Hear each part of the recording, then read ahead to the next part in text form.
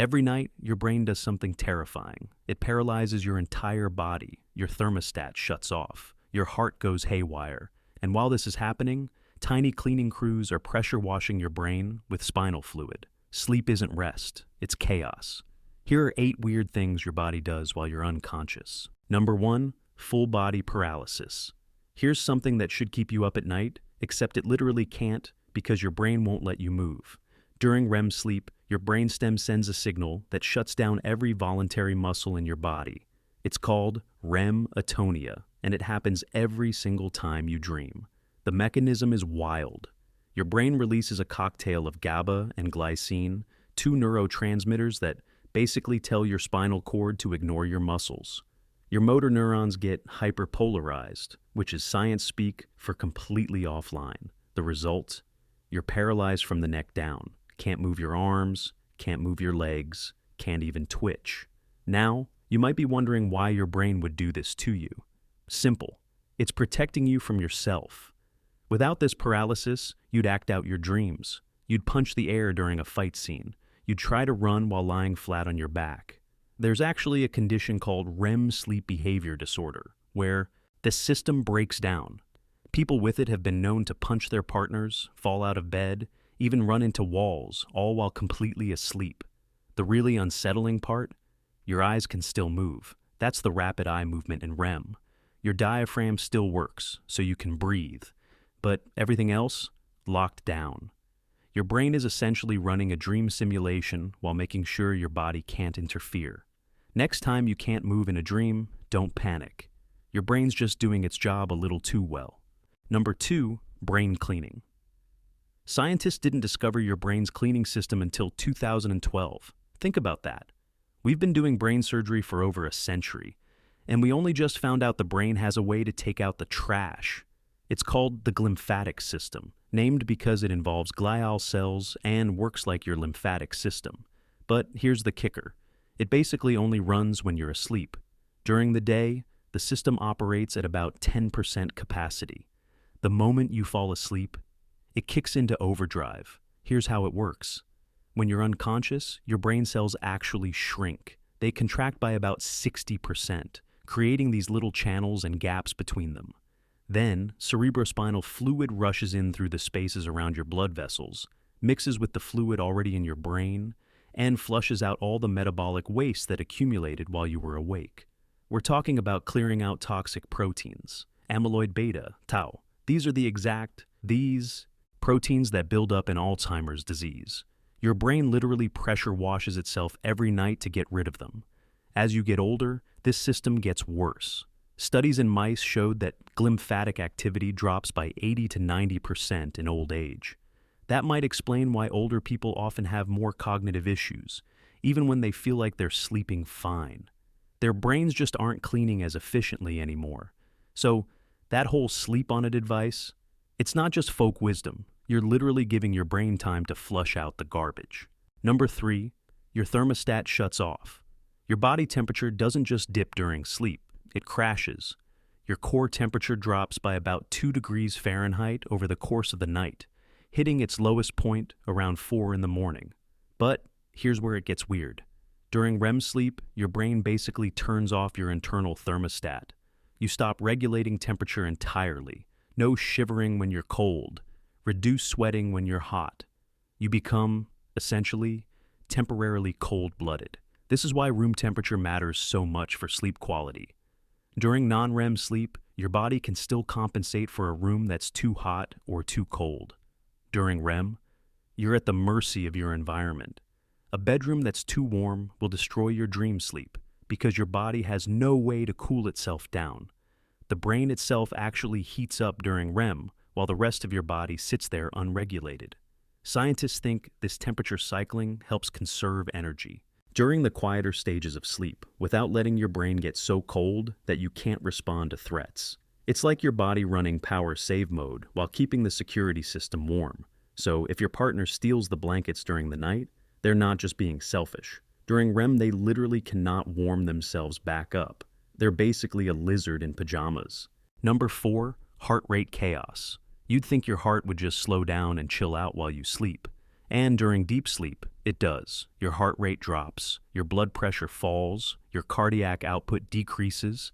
It's like a spa day for your cardiovascular system. Then REM sleep hits, and everything goes sideways. During dreams, your heart rate becomes erratic. It speeds up, it slows down, it fluctuates wildly. The ratio of sympathetic to parasympathetic nervous system activity basically flips. Your body goes from rest and digest mode during deep sleep to something closer to fight or flight during dreams. Here's the concerning part.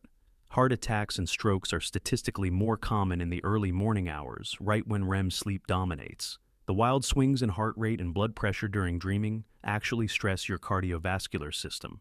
If your heart has any underlying weaknesses, REM sleep is when they're most likely to cause problems. Scientists have found that heart rate variability, the pattern of changes in time between heartbeats, shifts dramatically depending on sleep stage.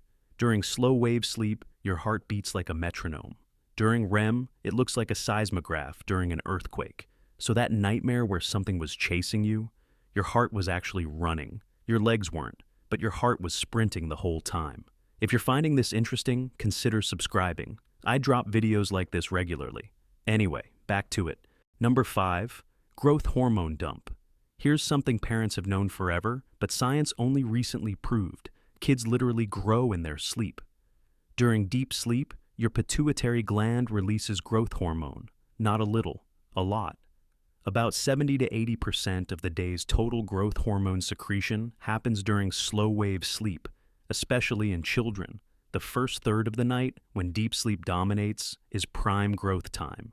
This growth hormone does more than just make kids taller. It stimulates cell reproduction, promotes muscle development, and helps with tissue repair.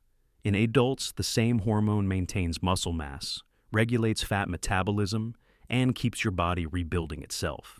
The implications are serious. Children with chronic sleep problems, things like sleep apnea or insomnia, can actually fall off their growth curves. A kid who was in the 50th percentile for height can drop to the 10th percentile over time if they're not getting enough deep sleep. Beauty sleep isn't vanity. It's reconstruction. Your body is literally rebuilding itself every night, and it can only do that when you're unconscious long enough to hit those deep sleep stages. Number 6, immune night shift. While you're asleep, your immune system punches in for its most important shift of the day. Pro-inflammatory cytokines, the signaling molecules that coordinate your immune response, peak during early nocturnal sleep. T cells, the soldiers of your immune system, redistribute from your bloodstream to your lymph nodes where they can actually do their job. Regulatory T cells, the ones that keep your immune system from attacking your own body, become most active during sleep. The hormones released while you're unconscious, growth hormone, prolactin, melatonin, they all support immune function. Meanwhile, stress hormones like adrenaline and cortisol drop. These stress hormones normally suppress immune activity. When they're low, your T cells work better. Here's how dramatic the effect is. One single night of only 4 hours of sleep reduces natural killer cell activity to 72% of normal. Natural killer cells are your first line of defense against viruses and cancer cells. Cut your sleep short, and you're basically sending part of your security team home early. This is why you feel sleepy when you're sick. Your immune system is literally demanding more sleep so it can work harder. And it's why vaccines are more effective when you sleep well afterward. Your body needs that unconscious time to build the antibodies. Quick reminder, if you're enjoying this, subscribing really helps out. Now, where were we? Number 7, the midnight shuffle. You don't just lie still all night. Your unconscious brain rolls you over roughly once an hour, sometimes more. This isn't random, it's protective. When you stay in one position too long, you compress blood vessels and nerves. Blood starts to pool. Circulation gets restricted. In extreme cases, this causes pressure sores and nerve damage. Your body knows this, so even while you're completely unconscious, it triggers brief micro-arousals that make you shift position. This is why bedridden patients need to be repositioned every 2 hours. They can't do it themselves, and their bodies will start breaking down without that movement. The average healthy person changes position somewhere between 11 and 40 times per night, depending on who you ask and how they measure it. Sleeping on your left side is particularly good for circulation because it helps blood flow back to your heart. Curling too tightly in a fetal position restricts blood flow. Your body figures this out without you ever waking up. The pins and needles feeling when your arm falls asleep, that's your body's warning system telling you to move. During actual sleep, your brain usually catches this before it becomes a problem and rolls you over without ever bringing you to full consciousness. Number 8, the morning stretch. Here's a fun one to end on. You're not the same height all day. When you wake up in the morning, you're about half an inch to an inch taller than when you went to bed. By evening, you'll have shrunk back down. This happens every single day of your life. The reason is your spine. During the day, gravity compresses the intervertebral discs between your vertebrae. These discs are mostly water, and they slowly get squeezed out as you walk, sit, and stand. By the end of the day, your spine has compressed by about 1% of your total height. At night, when you lie down, gravity stops working against you. Your discs slowly rehydrate and expand. The fluid seeps back in. By morning, you've stretched back out to your full height. Then the whole cycle starts again. Men actually lose more height during the day than women because they tend to lose more water from their spinal discs and cartilage. Athletes often measure shorter after intense training. Days. Astronauts can grow up to 2 inches in space because there's no gravity compressing their spines at all. So, if you ever need to pass a height requirement, schedule it first thing in the morning. By dinner, you might not make the cut.